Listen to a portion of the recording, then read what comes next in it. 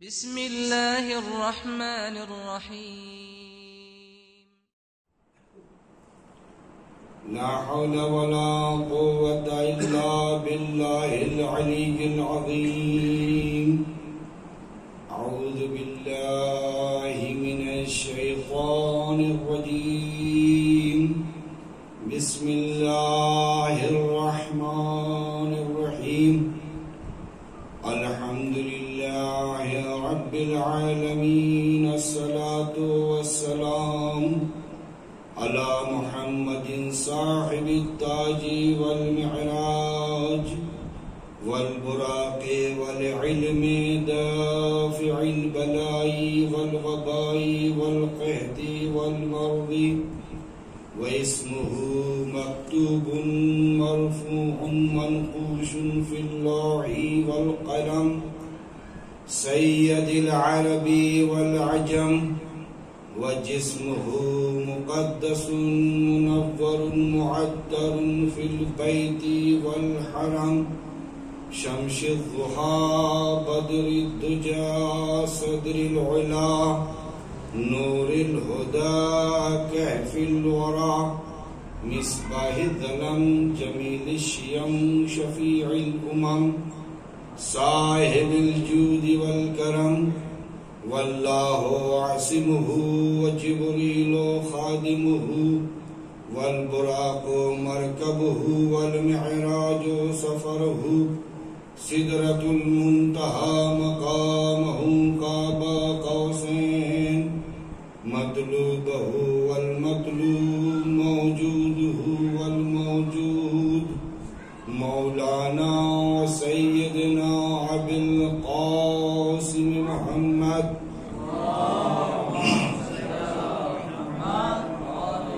وآله الطيبين الطاهرين المعصومين المظلومين واللعنة على أعدائهم أجمعين أما بعد فقد قال الله تعالى في كتابه المجيد والفرقان الحميد وقوله الحق بسم الله الرحمن الرحيم إنما وليكم الله ورسوله والذين آمنوا الذين يقيمون الصلاة ويؤتون الزكاة وهم راكعون صلوات محمد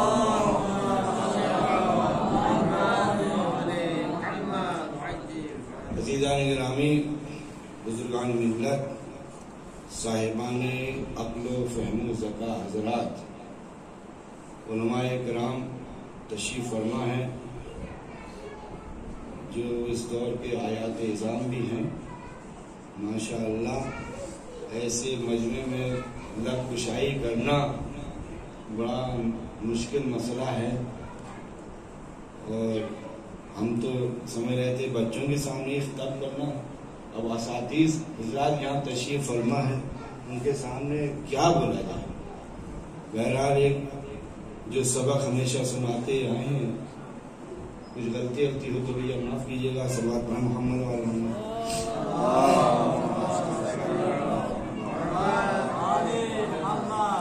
کل کی گفتگو آئے ولایت کے حوالے سے آپ کے سامنے کچھ باتیں پیش کی گئی تھیں سورہ مائدہ کی آیت نمبر 55 جس میں ارشاد رب العزت ہوتا ہے انما ولیکم اللہ بس اور بس تمہارا ولی اللہ ہے وَرَسُولُهُ اور اللہ کے بعد اس کا رسول ہے وَالَّذِينَ آمَنُوا الَّذِينَ يُقِيمُونَ الصَّلَاةَ وَيُؤْتُونَ الزَّكَاةَ وَهُمْ رَاكِعُونَ تیسرا فرد وہ ہے جس کا نام نہیں لیا گیا صفتیں بتائی گئی اور آخر میں ایک قید اعتراضی ایسی لگا دی کہ ہر صاحب ایمان ہر نماز پڑھنے والا ہر زکوٰۃ دینے والا اس میں شریک نہیں ہو سکتا ہے وَهُمْ رَاكِعُونَ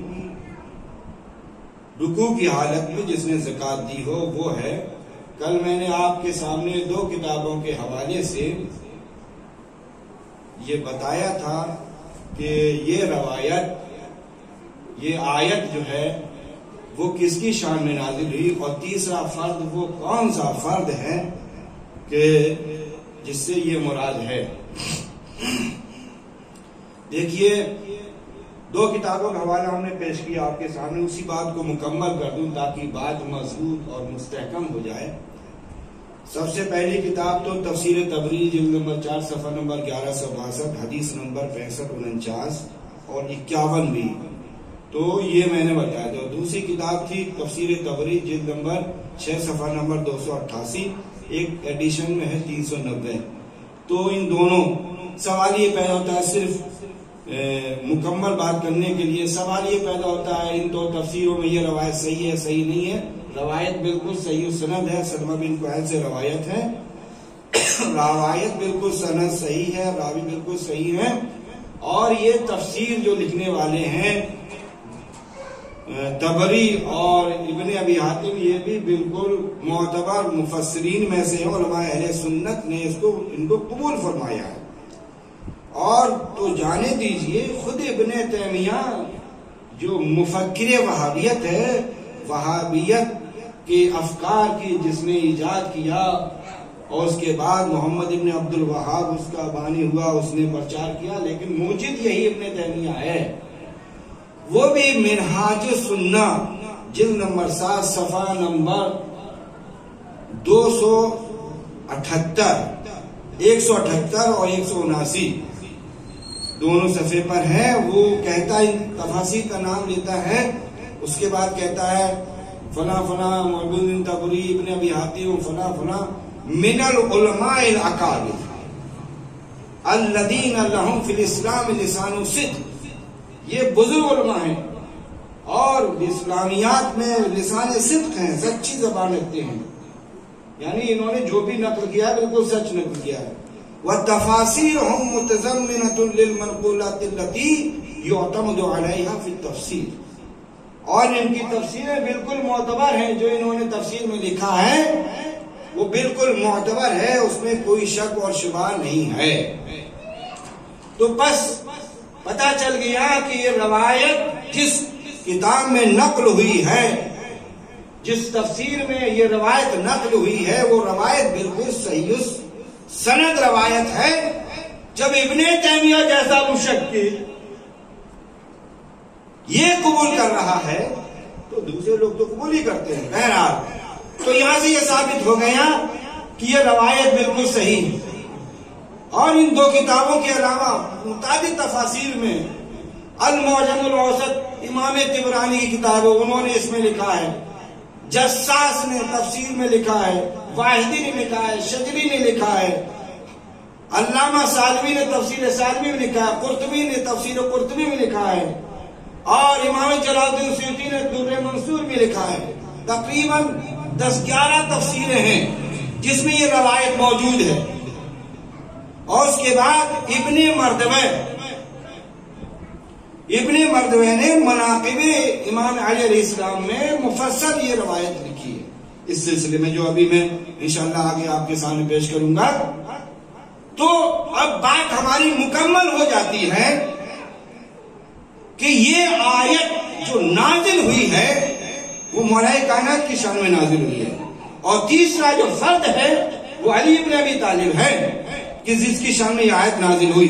اور کل میں نے آپ کو لغت کے حوالے سے اور حدیث کے حوالے سے بھی صحیح مسلم کے حوالے سے بتا دیا تھا کہ ولی کے معنی یہ ہیں صاحب تصرف، صاحب اختیار، سرپرست، حاکم ہیں۔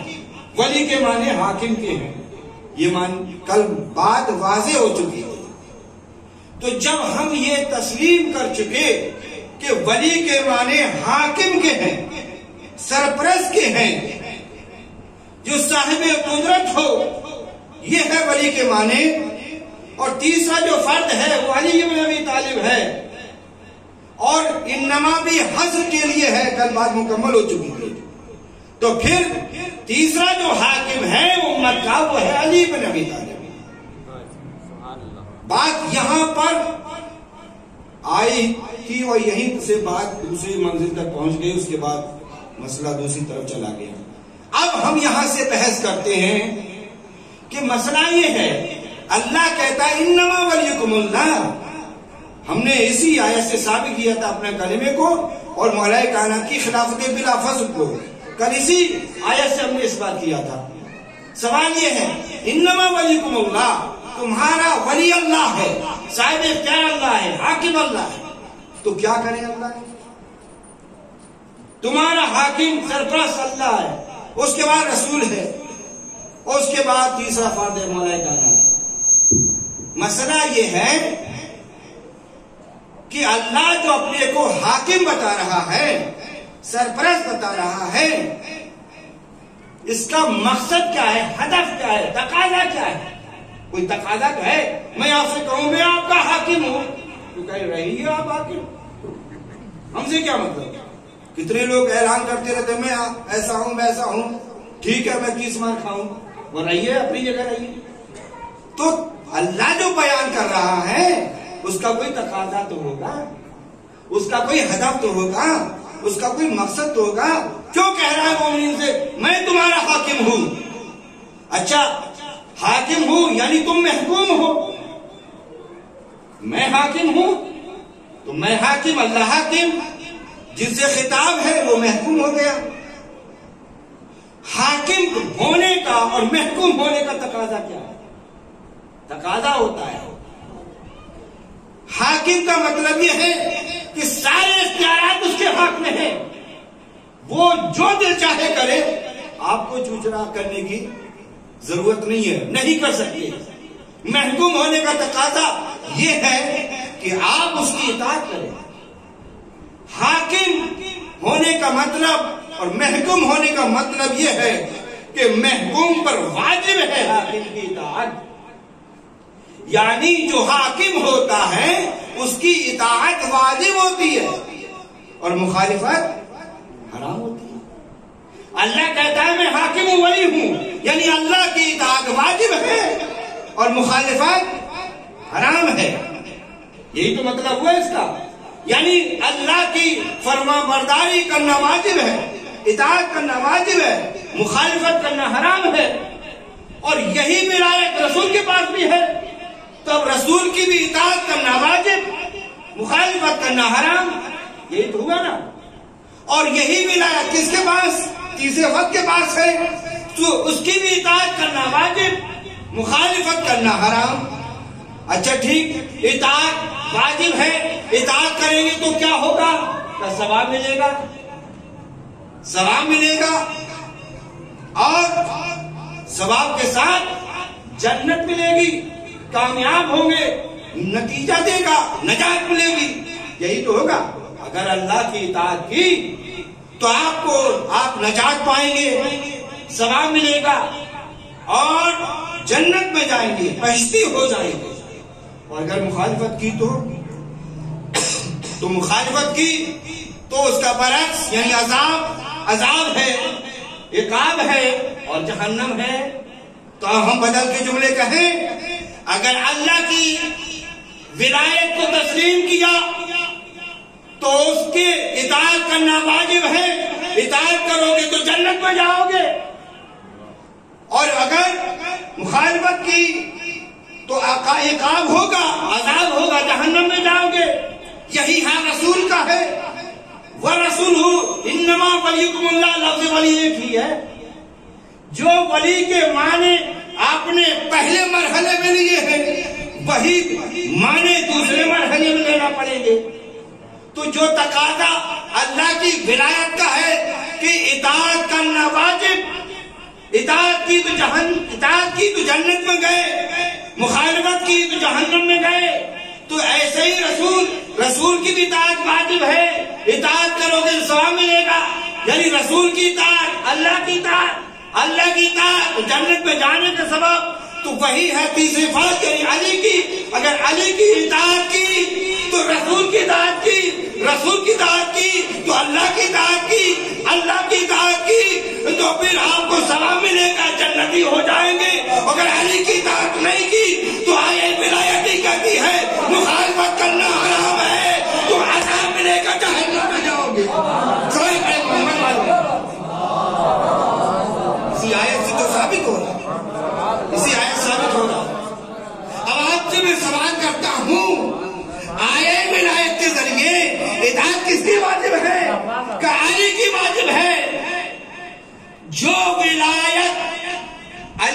ہے یا یوں کہ یہ جو ولایت اللہ کی وہی ولایت رسول اللہ کی، جو ولایت رسول اللہ کی وہی ولایت علی کی، کوئی فرق نہیں ہے؟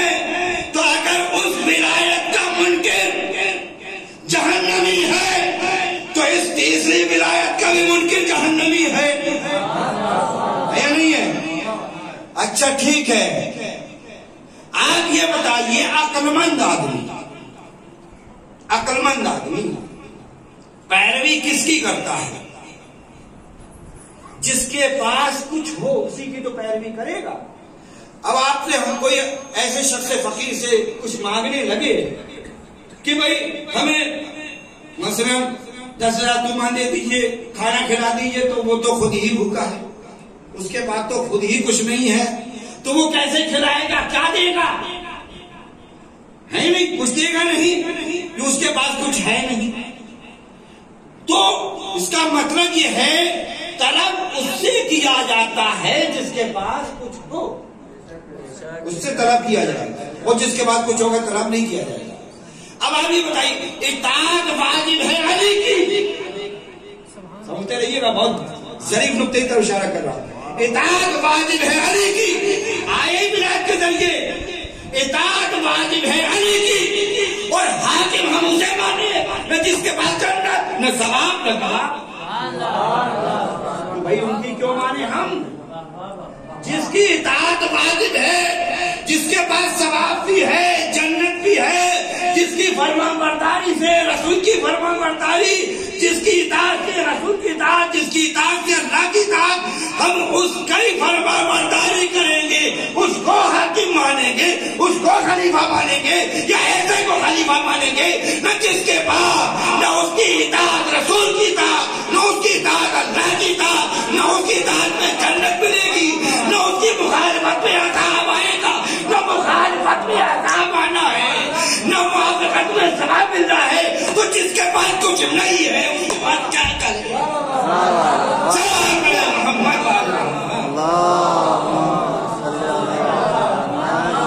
جب آپ کی مخالفت میں ہمیں عذاب ہی نہیں ہونا ہے، آپ کی مخالفت میں ہمیں کوئی مشکل ہی نہیں پیش آئے گی، آپ کی مخالفت میں ہمیں کوئی گناہ نہیں ملے گا، آپ کی مخالفت میں ہم جہنمی نہیں ہوں گے، تو ہم تو ڈٹ کے مخالفت کریں گے، اس لیے کہ آپ کی مخالفت میں ہمیں کچھ ڈر ہی نہیں ہے۔ ارے مخالفت اس کی کرنے میں ہمیں ڈر ہے کہ جب زبان کھول دے تو ہمارا سارے اعمال ضائع ہو جائے، اعمال ضائع ہو جائے، ایسی کی مخالفت کرنے میں ہمیں ڈر ہے۔ تو اب آیت سے خود یہ ثابت ہو جا رہا ہے کہ کس کی اطاعت کرنا چاہیے اور کون حاکم ہے، یہ خود آیت بتا دے رہی ہے، تقاضا ہے۔ اچھا ایک بات اور بھی ہے، اللہ کہتا ہے، ابن تیمیہ نے کہا ہے کہ والذین آمنوا الذین تو جمع کا صیغہ ہے، اور جمع میں تو سارے مومنین داخل ہیں، سارے مومنین داخل ہیں۔ ان سے پوچھنا یہ ہے انما ولیکم اللہ، ولیکم بس اور بس تمہارا ولی، کم یہ کم کیا ہے؟ خطاب ہے، مخاطب حاضر، تو کس سے کہا گیا؟ رسول پہ آیت نازل ہوئی، تمہارا ولی، اے رسول آپ ان سے کہہ دیجئے، تو رسول کے سامنے کون ہے بھائی؟ ہم شامل ہونا ہی ہوں۔ ایک مسئلہ ہے اصول میں، غائبین خطاب الہی میں شامل ہیں یا نہیں شامل ہیں، بہرحال ایک اشتراک فلاں کے لحاظ سے شامل کرتے ہیں، لیکن رسول کے زمانے والے تو مخاطب ہیں ہی قرآن کے، اس میں تو کسی کو شک ہی نہیں ہے۔ تو رسول نما ولیکم، تمہارا ولی، یعنی رسول آپ اپنے سامنے والا اس کہہ دیجئے تمہارا ولی، تو رسول کے سامنے کون ہے؟ وہ کا صحابہ، یعنی اے صحابی ہو تمہارا ولی کون؟ اللہ، اس کے بعد رسول، اور اس کے بعد علی، کیونکہ میں روایت سے ثابت کر چکا ہوں، بس یہی تمہارے ولی ہیں، سرپرست حاکم ہے۔ کس سے کہا جا رہا ہے؟ صحابہ سے کہا جا رہا ہے، صحابہ سے نہیں کہا جا رہا کہ تم ولی ہو، صحابہ سے نہیں کہا جا رہا کہ تم ولی ہو، صحابہ سے یہ کہا جا رہا ہے کہ آپ کا کام ہے اطاعت کرنا. آپ نہ سمجھ لیجیے گا کہ آپ والذین آمنوا الذین میں شامل ہو گئے، نہیں، کہ جو ولی ہے وہ اور ہے، جن سے کہا جا رہا ہے وہ اور ہے.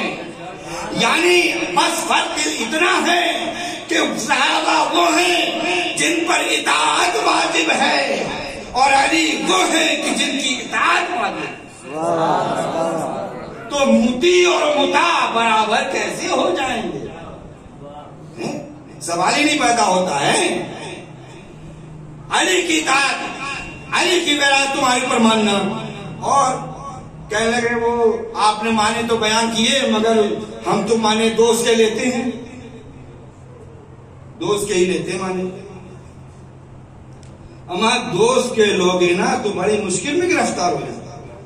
کل ایک محضور میں نے بتایا دوست کے لوگے ترجمہ کیسے کرو گے؟ انما ولیکم اللہ، بس اور بس تمہارا دوست اللہ ہے، بس، وہ رسول ہو اور رسول ہے، والذین آمنوا روایت کے لحاظ سے اور علی ہے، بس، اور کوئی دوست نہیں ہے، اور تو کوئی دوست نہیں ہے. انما حسر کے لیے ہے. تو جب انما حسر کے لیے ہے تو پھر بس آپ تین ہی سے دوستی کر سکتے ہیں، چوتھے سے دوستی نہیں کر سکتے.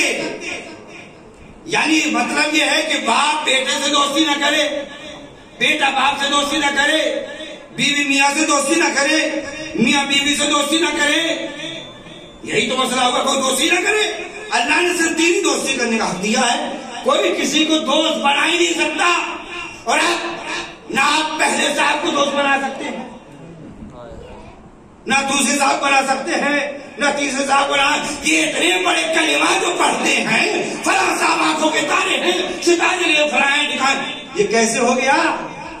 جب اللہ نے دوستی تین ہی سے جائز قرار دی ہے تو پھر آپ جتنے بھی ہیں سب کو نکالنا پڑے گا. اور اگر ان سے دوستی کرنا ہے تو پھر ان تینوں سے اجازت لینا پڑے گی، اور اللہ اجازت نہیں دے گا جب تک رسول اللہ اجازت نہ دے، اور رسول اللہ اجازت نہیں دیں گے جب تک علی اجازت دیں. تو اگر دوستی دوسروں سے کرنا ہے تو پھر علی کی اجازت لینا پڑے گی. بس پتہ یہ چلا جب علی کی اجازت لوگے تو میرا مولا راضی نہیں ہے کہ میرا حق چھینا جائے، کوئی غیر ہمارے مقام پر آ جائے. تو اگر دوستی کے بھی معنی لینا ہے تو پھر آپ کو ماننا پڑے گا کہ علی راضی نہیں تھے. جب علی راضی نہیں تھے تو فلاں کے پاس منصب کیسے پہنچ گیا؟ یہ دوستی کا تقاضا نہیں ہے. صلوات پڑھیں محمد والے.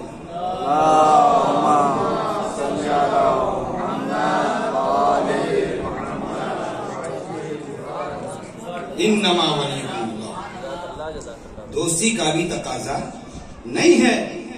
علی تو راضی نہیں تھے، علی تو خوش نہیں ہے. کیا مولانا تو ہر جگہ احتجاج کیا، خطبہ شخصیہ دیکھیے احتجاج کیا، تو پھر یہ علی کی دوستی تو نہ رہی. تو دوستی کا بھی تقاضا یہ ہے کہ علی کو ہی نبی کے بعد حاکم مانا جائے. ابن مردوے جن کی کتاب مناقب علی ابن ابی طالب ہے، اس روایت کو پیش کر کے انشاءاللہ بات ختم کروں گا، بات تمام ہو جائے. ابن عباس سے روایت ہے کہ وہ زمزم کے کنارے بیٹھے تھے. بیان کرتے ہیں زمزم کے کنارے میں بیٹھا تھا اور میں علی کے بارے میں کچھ فضائل بیان کر رہا تھا کہ اتنے میں ایک شخص آیا جو امامہ لگائے ہوئے تھا اور اسی امامے کے ذریعے اپنے منہ کو بھی پوشیدہ کیے ہوئے تھا. اور جو ابن عباس فضائل بیان کر رہے تھے، حدیث بیان کر رہے تھے، ان سب کی تصدیق کر رہے تھے. یہ صاحب ابن عباس نے کہا شخص تو کون ہے جو میری حدیثوں کی تائید کر رہا ہے، تصدیق کر رہا ہے؟ تو انہوں نے تعارف کروایا میں ابو ذر غفاری ہوں، اور میں نے اپنی دونوں آنکھوں سے، دونوں کانوں سے سنا، اپنی آنکھوں سے دیکھا کہ نبی نے ارشاد فرمایا علی امام البررہ وقاتل الکفرہ منصور من نصرہ مخذول من خذلہ. علی امام البررہ، علی نیکوں کا امام ہے. بعض روایت میں قائد البررہ، نیکوں کا امام ہے، قائد ہے. وہ قاتل الکفرہ، کافروں کا قتل کرنے والا ہے. کون؟ علی. تو بات واضح ہو گئی. امام البررہ، علی نیکوں کا امام ہے. عجیب و غریب بات ہے. کس کا امام ہے؟ کہ نیکوں کا امام ہے. اب آپ ضد نہ کریں کہ فلاں صاحب امام نہیں مانتے ہیں، فلاں صاحب امام نہیں مانتے ہیں، فلاں صاحب امام نہیں مانتے. حدیث میں تو آ گیا علی نیکوں کا امام ہے. جو نیک ہوگا اس کا امام ہوگا. یا یہ کہیے جو علی کو امام مانے وہی نیک ہوگا. وہ قاتل الکفرہ، کافروں کو قتل کرنے والا ہے. بات واضح. یعنی علی کے ہاتھ سے جو بھی قتل ہوگا وہ کافر ہوگا. اب جہاں بھی قتال کیا ہو، چاہے نبی کے زمانے میں ہو، نہ دور نبوت میں ہو یا نبی کے بعد ہو، علی کے ہاتھ سے وہی مرے گا تو کافر ہوگا. یہ حدیث بیان کر رہی ہے. منصور من نصرہ مخذول من خذلہ. جو علی کی نصرت کرے گا وہ کامیاب ہے، جس نے علی کو ذلیل کرنا چاہا وہ خود ذلیل ہو جائے گا. اس کے بعد ابو ذر غفاری کہتے ہیں ایک دن ظہر کا وقت تھا کہ نماز ظہر میں رسول اللہ کی ساتھ میں پڑھ رہا تھا کہ اتنے میں ایک سائل آیا اور سائل نے ایک سوال کیا اور کسی نے کچھ عطا نہیں کیا. تب علی نے اپنی انگلی کا اشارہ کیا اور اس انگلی میں انگوٹھی تھی. وہ سائل انگلی سے انگوٹھی اتار کر لے کر چلا گیا. روایت کے جملے ہیں یہ سارا ماجرا رسول اللہ دیکھ رہے تھے. جب وہ انگلی سے انگوٹھی لے کر چلا گیا تو رسول اللہ ایک مرتبہ اپنے دونوں ہاتھوں کو بلند کرتے ہیں. بلند کرنے کے بعد کہتے ہیں پروردگارا، میرے بھائی موسیٰ نے تجھ سے ایک دعا کی تھی اور اس دعا کو تو نے قبول فرمایا تھا اور میں بھی ایک دعا کر رہا ہوں. موسیٰ کی دعا یہ تھی قالا رب اشرح لی صدری ویسر لی امری واحلل عقدۃ من لسانی یفقہوا قولی واجعلنی وزیرا من اہلی ہارون اخی واشدد عضری واشرکہ فی امری. پروردگارا میرے سینے کو کشادہ کر دے، میرے عمل کو آسان کر دے، میری زبان کی گرہیں کو کھول دے. یفقہوا قولی، تاکہ لوگ میری باتوں کو سنیں. واجعلنی وزیرا من اہلی، اور میرے اہل سے ہی میرا وزیر قرار دے، میرا جاسین قرار دے. ہارون اخی، اور وہ کوئی دوسرا نہ ہو، میرا بھائی ہارون ہو جو میرا وزیر ہو. واشدد عضری، اور میری پشت کو مضبوط کر دے. وشرک ہو امری، اور ہمیں رسالت سے شریک قرار دے. تو نے اس دعا کو جناب موسیٰ سے سنا تھا.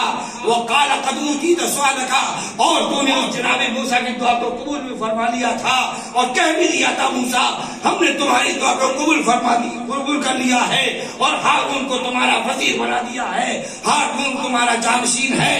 پروردگارا اللہم انا محمد نبیک و صفیک واشرح صدری ویسر لی امری واحلل عقدۃ من لسانی. پروردگارا میں تیرا بندہ محمد ہوں، میں تیرا نبی ہوں، وہ صفیک تیرا منتخب بندہ ہوں. واشرح لی صدری، میرے سینے کو بھی کشادہ کر دے، میرے عمل کو بھی آسان کر دے. واجعل لی وزیرا من اہلی، میرے بھی اہل سے میرا وزیر جانشین بنا دے. اور وہ علی ہو، کوئی غیر نہ ہو. جب یہ دعا رسول اللہ نے کی فحبتا جبرائیل نازل ہوتے ہیں.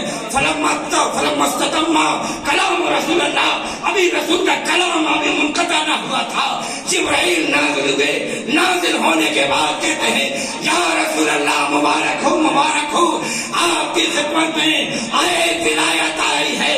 انما ولیکم اللہ ورسولہ والذین آمنوا الذین یقیمون الصلاۃ ویؤتون الزکاۃ وہم راکعون. آئے ولایت کے ذریعے اللہ نے نبی کی دعا کو قبول فرمایا. تو ولی کے معنی یہاں پر نبی کے جانشین نشین کے ہیں، ولی مانے حاکم کے ہیں، ولی مانے سرپرست کے ہیں.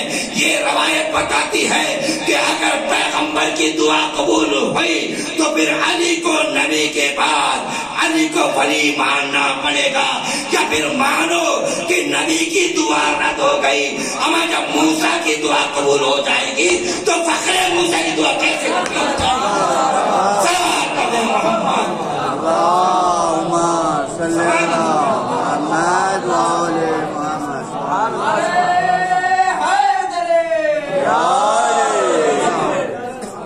سوال ہی نہیں ہوتا فخر موسیٰ کی دعا رد ہو جائے.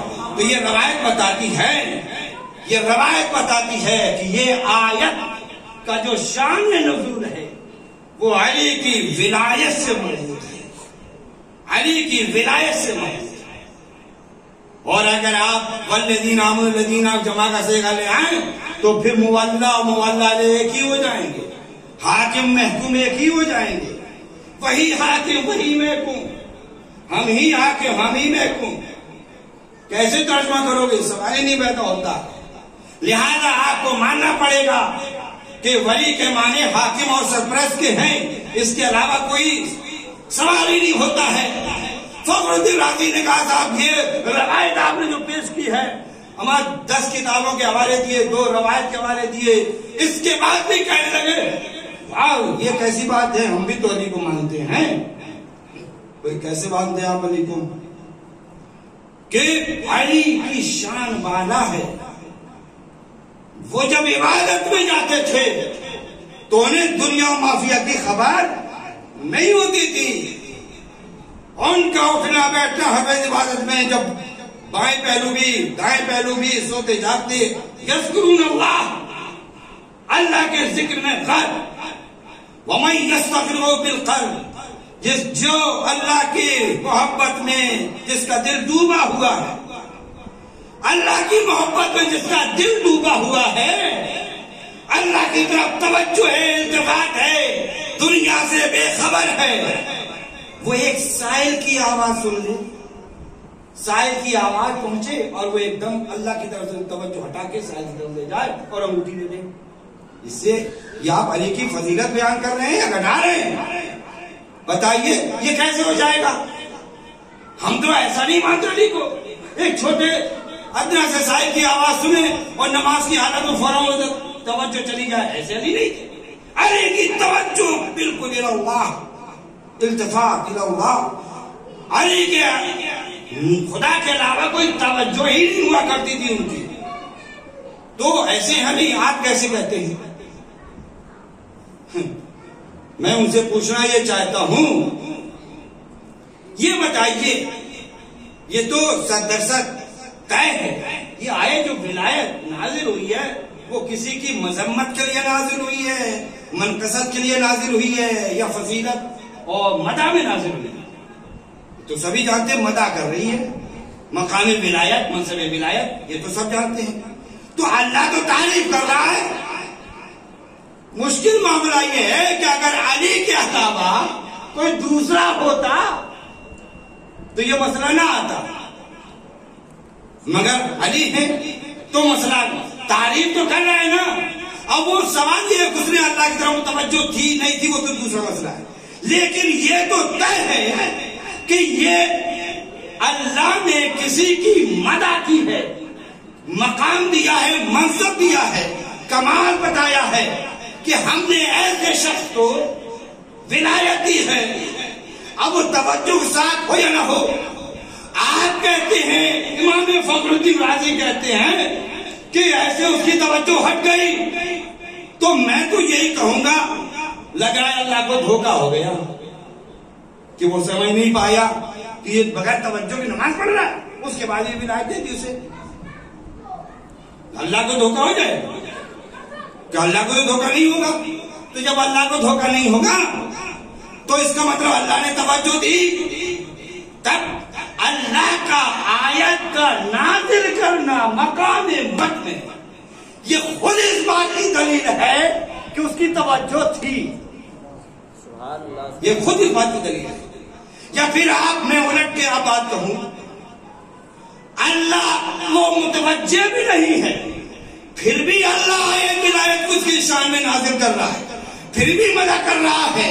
تو اب جس بندے کی عبادت ایسی ہو بغیر منتفض کے عبادت کرے، تب بھی اپنی حق میں ولایت کو لے لے، تعریف کروا لے، جب وہ توجہ کے ساتھ پڑھے گا تو کیا ہوگا؟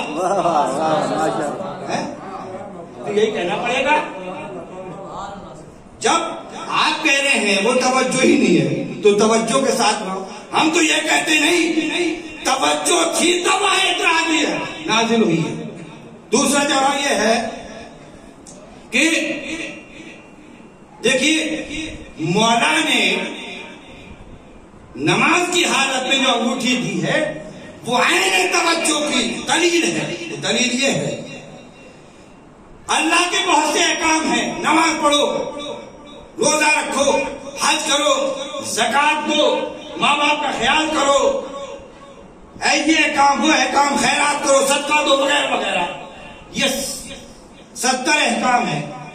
تو اللہ کے سارے احکام کی اطاعت کرنا واجب، ایسا تو نہیں نماز پڑھے ہو، نماز کو سنا، روزے کو نکال دیا، ایسا تو نہیں ہے۔ سارے احکام کی طرف توجہ ہونا ضروری ہے۔ ایک مثال پیش کرتا ہوں میں آپ کو۔ ایک شخص ہے، اس کو میں نے کئی چیزیں بتائی کہ یہ سامان لے آنا، آلو لے آنا، بیگن لے آنا، ٹماٹر وغیرہ وغیرہ، یہ لے آنا۔ اب اور ایک صاحب سے اور بھی میں نے کہا، ایک صاحب گئے اور ایک دفعہ آلو لینے گئے، ایک دفعہ پیاز لینے گئے، ایک دفعہ فلاں چیز لینے گئے، صبح شام 10 احکام کی پیروی انہوں نے کی، مگر 10 دفعہ گئے۔ کیا مطلب؟ یعنی ان کی توجہ نہیں ہے، اور ایک گیا ایک ہی دفعہ سب لے آیا۔ کیا مطلب؟ وہی تم ایک دفعہ کیوں نہیں آئے؟ کہ بھائی کوئی مشکل تھوڑا ہی ہے، اللہ نے کہا ہے یہ حکم عمل کرنا ہے، اور میرے لیے ایک ہی وقت میں تمام حکم پر عمل کرنا ممکن تھا، تو یہ تو اور اچھی بات ہے، ایک ہی مرتبہ میں سب احکام عمل کر لے دیے۔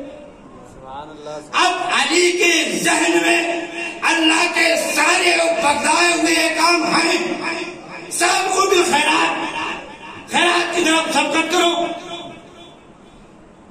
صدقہ دو، نماز پڑھو، روزہ رکھو، رکوع کرو، زکات دو، یہ سارے احکام ہیں۔ تو اب عزیزوں، جب میرا مولا نماز کی حالت میں تھا تو سلو پہ بھی عمل کر رہا ہے، ورکعو پہ بھی عمل کر رہا ہے، اور ادھر جب اس نے سوال کیا تو سائل کا سوال صدقہ دینے کے لیے خدا نے کہا، تو رسول جب میرے مولا نے کہا یہ بھی حکم خدا ہے، نماز بھی حکم خدا، صدقہ دینا بھی حکم خدا، زکات دینا بھی حکم خدا، رکوع بھی حکم خدا، تو جب ایک ہی وقت میں کئی اللہ کے حکم پر عمل کر سکتا ہوں تو مجھے ضرورت کیا ہے کہ نماز تمام کرنے کے بعد تب صدقہ دوں؟ تو علی نے بیک وقت اللہ کے کئی حکم پر عمل کر کے بتایا۔ علی نے ایک عبادت نہیں کی بلکہ ایک وقت میں اللہ کی کئی عبادت کی۔ یہ ہے عبادت در عبادت، یا یوں کہیے اس کو کہتے ہیں نور علی نور۔ صلوات پڑھیں محمد اللہم صلی علی محمد۔ اور جن لوگ انتظار تھے نماز کے، لگ رہا ہے وہ دوسرے کام بھولے ہوئے تھے، انہیں پتہ ہی نہیں تھا صدقہ دینا بھی اللہ کا حکم ہے، انہیں پتہ ہی نہیں تھا سابقو بالخیرات بھی اللہ کا حکم ہے۔